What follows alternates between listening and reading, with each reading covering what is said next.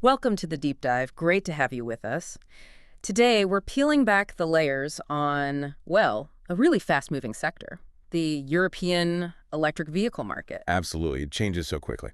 It really does. And we're focusing specifically on the sales leaders, looking at the data from the first half of 2025. So our mission really is to give you a shortcut, get you up to speed. We'll walk through the latest rankings, try to figure out the why behind the numbers, and pull out the key takeaways from recent market reports and sales figures, basically helping you understand the shifts happening right now with electric cars in Europe. And shifts is definitely the right word. It's not just steady growth anymore, is it?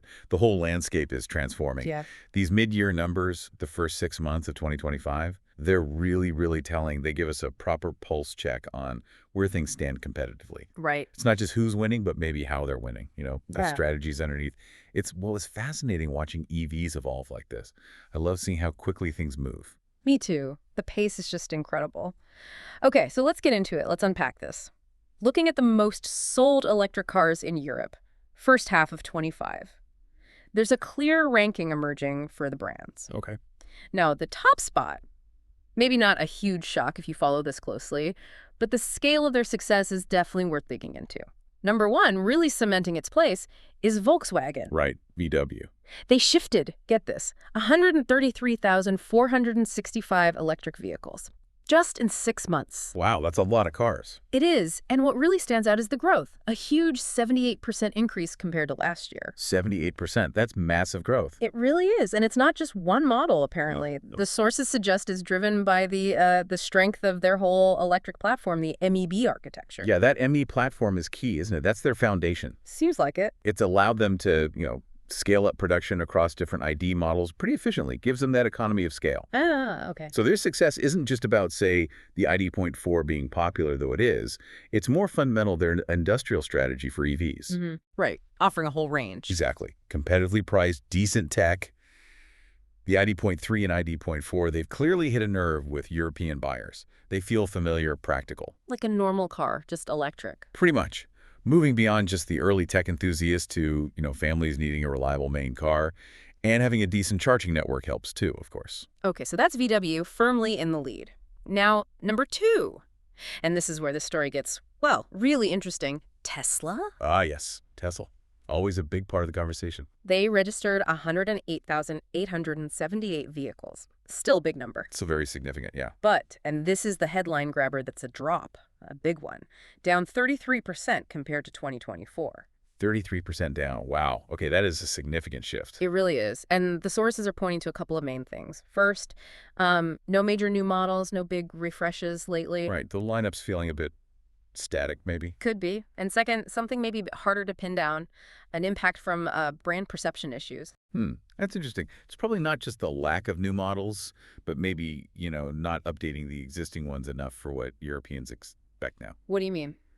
Well, Tesla's strength was always simplicity, right? Fewer models, high demand. But the market's matured. People expect refreshes, new tech, maybe different types of cars more often now. Okay, yeah. More choice. Exactly. And the brand perception thing, that could be a mix of things, couldn't it? Pricing changes that confuse people, maybe some of the public statements, Right. maybe even things like service experiences in some places. It all adds up and might chip away at confidence when there are suddenly lots of other good options. It's a good reminder of how fast things can change when competition heats up. Definitely. And despite all that, the Model Y is still their bestseller in Europe. Yeah, even though its own sales dropped by about 30%. Still holding on, but yeah. It really makes you wonder, doesn't it? How long can that first mover advantage last if you don't keep the pedal down on innovation? Good question. Okay, moving on. Number three, BMW. The premium players. Yeah, they sold a very solid 93,576 units, and they're growing up 14%. 14% up. Healthy growth. Seems like their electric range is really gaining traction. Models like the iX2 were mentioned, but also others in their lineup. Yeah, BMW's doing well. It shows people still want that premium German brand, even when going electric. They're leveraging that badge, the design, the driving feel. The BMW. Exactly. And putting it into EVs like the iX2, which fits right into that popular compact SUV slot. They're basically saying you can go electric and still get a proper BMW. Reassuring for their traditional buyers, I guess. Totally. Makes the switch feel less like a compromise. Okay, now number 4. And this one for me is a real standout story from the first half of the year. Skoda. Skoda, okay, part of the VW group, but yeah, what are their numbers? They sold 70,947 cars, which is good, but the growth, 146% increase. Whoa, okay, 146%. That's incredible. Isn't it just really punching above their weight, you could say? That Skoda performance is, yeah, it's genuinely impressive. And it tells you a lot about where the market's going, I think. How so? Well, models like the Elrock and the Enyaq, they've tapped right into that need for practical, well-made, but crucially value-focused EVs. Right. Not necessarily cheap, but good value. Exactly. They use the same VW Group platform, the MEB, but they package it differently. Good range, family space, clever features, but at a price that feels more accessible to, yeah, the average family. So, proof that not everyone needs a luxury EV or a super high-performance one. Precisely. The market's broadening out. People want practicality and affordability, too. Skoda's nailing that. Okay, fascinating stuff. And rounding out the top 5 is Renault. Renault, another big European name. They sold 63,704 vehicles, also strong growth, up 58%. 58%, also very healthy. And the main driver seems to be the Renault 5 E-Tech, making a big splash, particularly in that electric city car segment. The little Renault 5. Yeah, that car's got a lot of buzz. Seems like it. And its success really highlights that demand for smaller, more affordable EVs, right? Especially for city driving. Yeah, perfect for nipping around town. It's stylish, compact. It just fits that urban need. Its success, and you could probably lump in the Dacia Spring, too, from the same group. Right. It shows the market isn't just about big SUVs anymore. There's real hunger for these characterful, accessible city EVs. It's great to see that diversification. Really healthy for EV adoption overall.